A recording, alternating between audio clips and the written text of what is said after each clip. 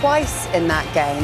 And if we have a little look at what that does to the table, Japan actually top the group now, and that's because they have less bookings in that game than the Netherlands. Those are the team conduct rules. Elsewhere in the group, Sweden take on Tunisia in Monterrey. That's in a few hours' time. And our coverage gets underway on ITV1 and STV from 2:30 a.m. The Netherlands and Japan are back in action next weekend. OK, guys, what do we think, then, Gary? Fair result? I'd be really disappointed if I was the Dutch going in front like they have done, and then obviously letting the Japanese come back in. Credit to the Japanese, but I thought, Ange summed them up perfectly before the game, where he said they lacked belief, and they really did lack belief until they went a goal down, and then they came back and showed a little bit, but they'll be so disappointed, Holland. Let's have a look at the goals then and how they panned out. Virgil van Dijk, Roy, with the first one there, and Gravenberch with the assist. Yeah, brilliant, obviously brilliant delivery. We know how good he are at set pieces. Van Dijk, he's obviously on a good run of form in terms of scoring goals. He's had a tough season. But some of the delivery tonight from set pieces wasn't great. But when it comes out back to Gravenberch, and we've seen Japan dropping deeper and deeper, of course. But once it goes in, and Van Dijk, we see it from different angles. An absolutely fantastic header. He is such a goal threat, brilliant finish. And we'd see it from different angles. And to going off the post, brilliant. The way he guided him, obviously there's enough pace in it, but fantastic. Fantastic header again. Poor defending, they're dropping deeper, but look from this angle. Beautiful. He's seen it all the way. Lovely, lovely, lovely finish. And they were in total control at this stage, but they took their foot off the gas. Brilliant goal. Well, that's it. The equaliser, in a way, in the second half, sort of came out of nowhere for Japan because they didn't seem to have woken up at that point. Yeah, look, it's my frustration that, every time they went a goal down, all of a sudden you saw the capabilities they had, a lot more positive on the ball. And, they all of a sudden started asking the Netherlands questions. And for me, it's do that from the beginning. But you can see here, they're running that half space really well the whole game, and then it comes out to Nakamura. Dutch defence comes out, but Van der Ven stays in, and so when he strikes the ball, and mate, he's in an offside position, but you can just see Van der Ven here on the left-hand side as the ball comes out. The rest of the back four move out. He stays in, keeps him onside through the defender's legs, and they get back into the game, and it's just, like I said, the frustration for me is that they are capable of much more than what they showed today, and they can be a lot more braver than what they put out. Yeah. Crescenzio Somerville, his stock has suddenly risen, hasn't it? Because when you look at it, his debut was on the 3rd June, and that was only 10 days ago, and now he's playing in the World Cup and scoring, and it was, at the time, 2-1, a really important goal. It was, and to be fair, there weren't many times that the Dutch got in between the lines, because obviously Japan with that 5-4-1, they were really compact, quite organised, difficult to break down and quite deep. But Gravenberch gets into a really good space here, and does a lot. Quickens up the attack, real quality. They just drop off that little bit, but he's got good runners around him, Somerville. The runner on the outside, and then Marlon just pulls away, and all of a sudden you just get that little bit of space as he just dips inside. I think the goalkeeper might just be a little late to go. Maybe he's a little unsighted, but he just sets it out beautifully with his left foot outside the post and brings it back in. It's a great goal. Yeah, they had the numbers back, though. The frustrating thing for Japan, they had the numbers back. Yeah, it's a good move from Holland, but you've just got decision-making, just lads sleeping at the wrong time. Because when somebody cuts in like that, as an ex-midfielder, when somebody cuts in like that, you kind of want that sometimes. You have the bodies there, but people just not going that extra yard. And these are big moments, small details, but big moments. And then a second fight back from Japan to get the equaliser. Daichi Kamada, 88th minute from a corner. OK, now my rant about the Dutch. So, they're 2-1 up, they're comfortable, and they decide to put on a third centre-back. And you're just inviting pressure. And ironically, it's from a set piece. When we've got the extra big player on there, they've got AK on there, they've got about 4 or 5 big bodies. Van Dijk's obviously the free man. They expect him to win the ball, he doesn't. And Japan, from probably the only decent delivery they had the whole game. But why bring on the extra centre-back of this propensity to try and hold on to what you've got? I didn't think it was needed on the day, and it allowed Japan to gain some momentum. Ito came on as a sub, put some pressure on them, and they paid a price. Yeah. These were the fans as well, so the action from the Japanese, they're such good value all game, especially this guy, who actually we stayed on for about 10 minutes, and that celebration just continued on a loop. Look, they had a great time. Ultimately, for Japan, This must be a great result for them to get through this game. Fantastic from Japan's point of view. Anne just mentioned there, obviously maybe lacked in belief, but towards the end it was the Dutch. You know, when they got themselves in that winning position, and then start making defensive changes, and then of course on the set pieces. So Japan will be delighted with that. But look, all credit to them. As much as I felt Holland were always seemed to be in control of the game, but you stay in the game, you keep the fight. There's always just one goal in it. So we take our hats off to Japan. But it'll be the Dutch who'll be frustrated. Japan will be delighted with that draw. On that set piece, sometimes, and I've been in defences where you've got a dominant centre-back or you've got a dominant goalkeeper, and when they go for it, everyone else stops just imagining and thinking they're going to deal with it. Van Dijk goes for it, and once he misses it, Van Hecker should be a lot closer to him. And the keeper should do better. It's a big mistake. The keeper should save it. When the keeper gets a hand to it like that, the keeper's got to do better. Do you agree with what Andrew was saying there about the Dutch's tactical change? Yeah. I think when you get yourself, when you're 2-1 up and you're obviously a very, very good team, it's not as if they're under huge pressure. So you're worried there's sometimes your coach is trying to be too clever. But when you're 2-1 up, you had opportunities to go and finish the game off. And as we know, we've watched enough football over the years. When there's one goal in it, at this level, you're always in with a chance as much as the Dutch were in control. So not to finish the job off, they'll be kicking themselves. Have a look at this as well. This is from the Japanese bench and perhaps a little bit of timekeeping here. How clever are they here? And have a look what they're doing. Ball going short away. Yeah. I guess their timekeeping is good, fantastic. I just wish they had something there up there that says, you know what, just be a bit more brave and play a bit more to their capabilities. I get, Roy is right that they should be really happy with the 2-2, but I know the capabilities they have. They can win these games by playing with a little bit more courage. Gary, ever, when you were in the coaching teams or management, do you ever have the urge to write down exactly what minute, just to guide the players exactly where they are in the game? To see it out? No, that wasn't a tactic that I deployed. I'm sure there's a scoreboard, isn't there, or something else I can... When I saw a 6 goal, that was the goals we conceded. Exactly. Look, they'll move on as well. Look, the next game, Netherlands play Sweden on Saturday and Japan played Tunisia on Sunday too. So who's in a better position? No, I probably was more impressed with the Dutch tonight in terms of their performance. Yeah, they've given a couple of daft goals. Certainly the set piece at the end. So I'd almost be, in the bigger picture, you're thinking the Dutch look decent. But again, you can't underestimate Japan. I also give them credit for hanging in there. But I think they'll both move on, and towards the end, we'll take the draw and move on. And tough games to come, but you have to take that. You have to be content. And I still think towards the end of the game, you're thinking, well, make sure you don't lose it. But I go back to it. The Dutch were in control, and I still think they'll be more of a threat in the latter stages than maybe Japan. All right, guys. Right, when we return, we're going to look back at Scotland's first World Cup victory since 1990, as John McGinn's winning goal against Haiti was celebrated long into the night by the Tartan Army in Boston.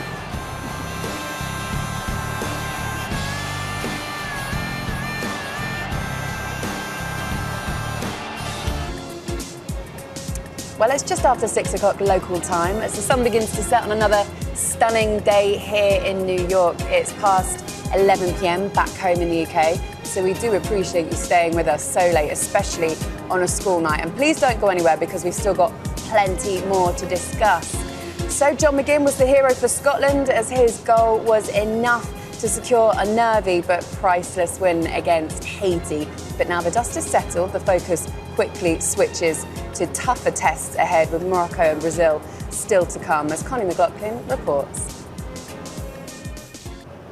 OK, there we go. So Scotland getting their first win of the tournament. And it's against Haiti. I loved what Connie said there. Look, it wasn't pretty, it was gritty, but a win is a win at the end of the day, Gary. No, and they had to win. And look, I think they've covered it there, that Scotland haven't got a great history of winning games at World Cups. Teams are so well prepared. Haiti will have been so well prepared. They were obviously at the end probably relieved to get over the line. And it's not surprising that Scott McTominay's maybe getting a little bit of stick this morning. He's not played as well. I'd expect him to play probably better against Morocco and Brazil, where they might give him a little bit more space. I don't think he's the type that would be suited to play against sort of a deep lying defence. So it doesn't surprise me that. I think the most important thing is the 3 points, and they can move on and look forward to the next 2 games. And that's it. And I suppose at this stage, you're not really looking at goal difference. You're looking at those 3 points, Ange. Yeah, look, I don't know what people expect from Scotland in terms even of the style of football. I mean, if you look at the makeup of their team, they're a big, strong, physical side. Even Scott, at his best, it's his physicality that separates him from others, the ability to make runs in box, get on the end of crosses. So I don't think it's about the style as much as, they've got to be really disciplined in their approach and take their opportunities when they come along. And I think that victory gives them that sort of bedrock now to go against Morocco and against, obviously, Brazil, who are much higher credential opponents, but it'll almost suit them to play the kind of football they want to play.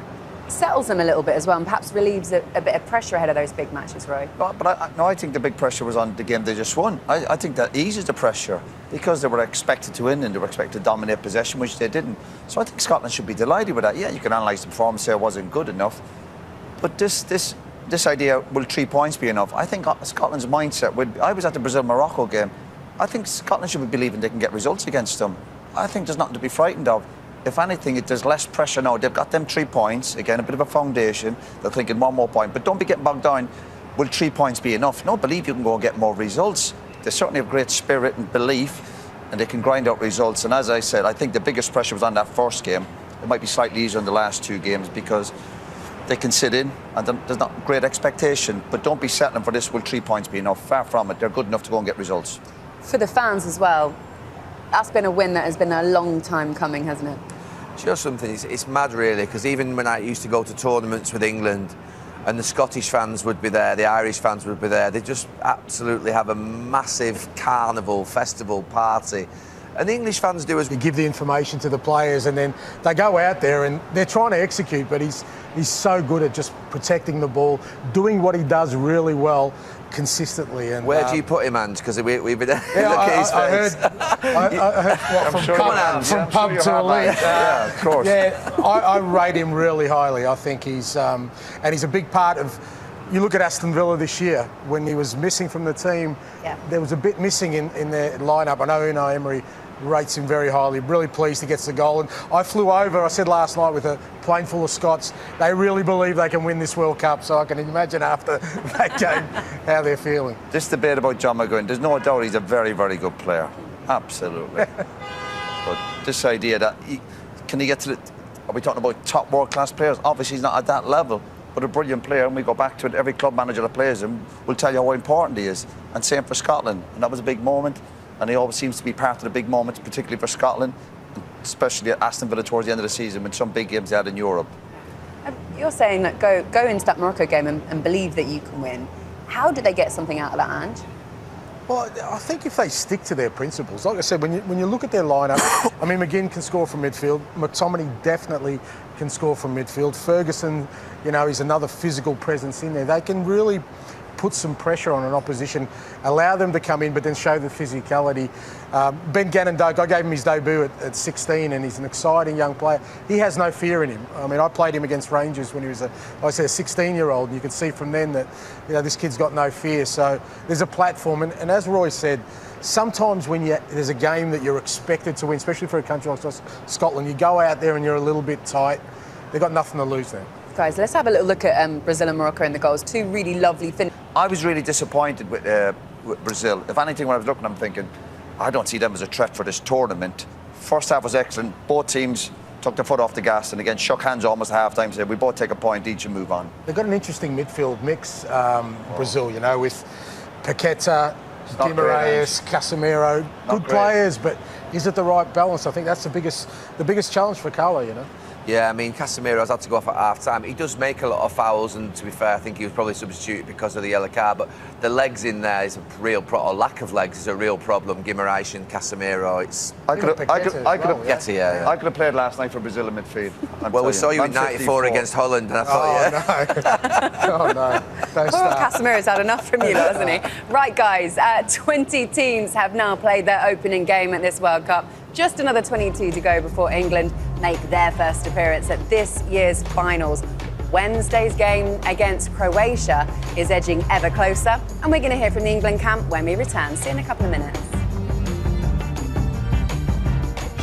Well, the city that never sleeps certainly lived up to its reputation last night. These are the wild scenes of celebration all around the city as the New York Knicks ended their 53-year wait for an NBA championship last night. Look at that. There's going to be a few sore heads this morning, no doubt.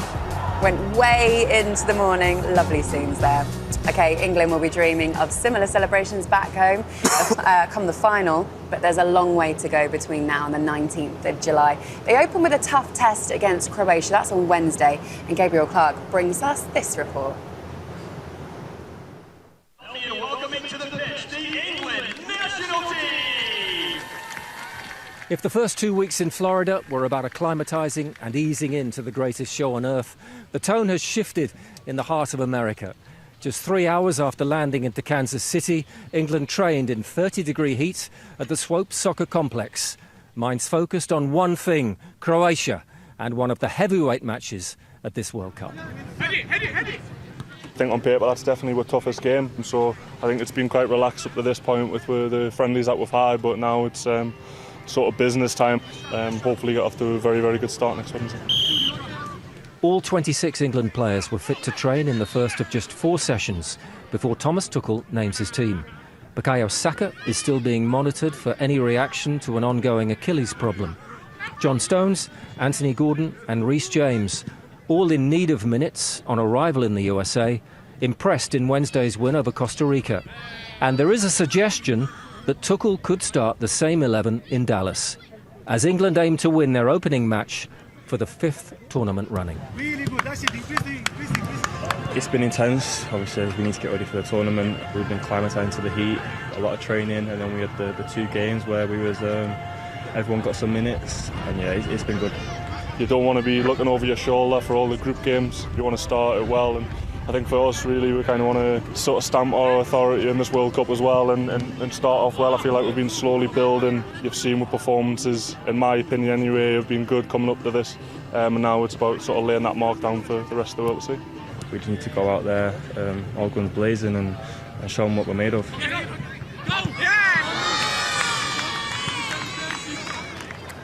OK, there we go. So training in 30-degree heat. We knew it was going to be hot. We knew they were going to go through it in their training, and they've gone through all the plans and they've been acclimatising for a while. A lot of expectation on the shoulders of this team. And you and I were talking about that yesterday and about how they overcome that. Now that they get to play later, they get to sit back and watch a lot of these teams play before they're even in action. Do you think they've learnt anything, Gary? Just something. I'm thinking back to the Brazil World Cup where I was a part of the coaching team in 2014, and we all built ourselves up about this heat thing.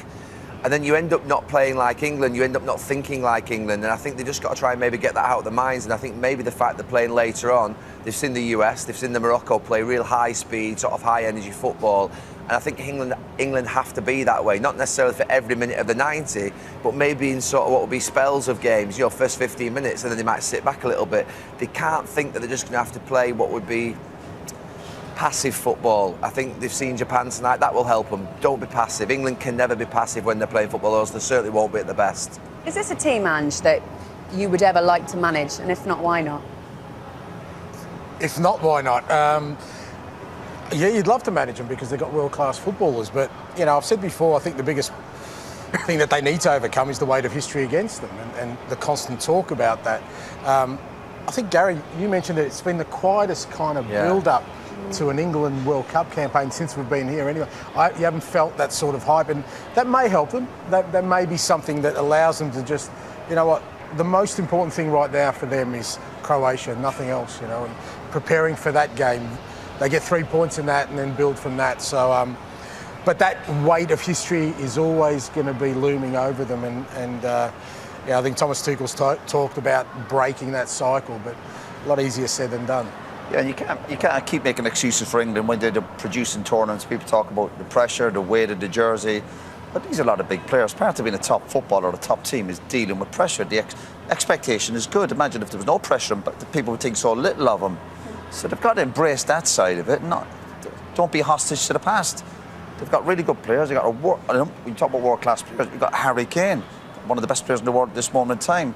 So again, there should be a lot of belief in that England camp and whatever about distractions. And Croatia, all about Croatia, which we know, we've said it many times before, will be a tough start for them. Look, Laurie, they've almost got 2 players for each position that are very similar. If it was Saka or Madueke, Gordon or Rashford, Eze, Rodgers, Bellingham, they can really go for it, those players. You know, Rice and Anderson and Kane are going to have to play, I think, most of the football. But the ones around it, they can really go for it for the first 60 minutes, knowing that someone's coming on that's almost as good as you know what I mean? We can use 3 or 4 substitutions in the second half and not dilute the quality that much. And what they can learn from is all watching the other teams, the importance of these the breaks for the drinks. Breaks. Yeah, I think that's almost like American sports, like a timeout. So I think the players can be watching these games and thinking, digesting it all, going, yeah, look forward to them little breaks, the timings, because you know you're going to have a little bit of a break. So hopefully they are watching the game, I'm sure they are, and think we can learn from that. Gary loves those little breaks. He does, isn't he? I was just thinking about asking him about that. What's happened is through stealth. I mean, look, there are some. If it's over 30 degrees, I get the hydration breaks. But I mean, in that game that we've just seen there, the roof's on. I think we've just basically seen stealth, basically. Yeah. But Roy's right. If in terms of your mentality as a player, you know what? I'll go hard for 23, 24 minutes, and then I'll get a break, and then I'll go hard again for another, 20 minutes that's left. So, so it can be used as an advantage, and I love that Gary loves it so much. And you can be smart with it, and that will help the manager, the coaches, like game management. And when they're coming over in these drinks, when you come over for the drink, listen, they're getting plenty of coaching instructions. I was led to believe that wasn't allowed, maybe some tactical information. So it is like that timeout, and the players got to make the most of that. You said there, Gabriel, they're expected to do the same 11 as Costa Rica. Is that the right move? Yeah. Anyway, we'll get an answer later. A reminder, join us 3 hours from now for Sweden against Tunisia. Spain against Cape Verde is coming up as well, and Saudi Arabia against Uruguay.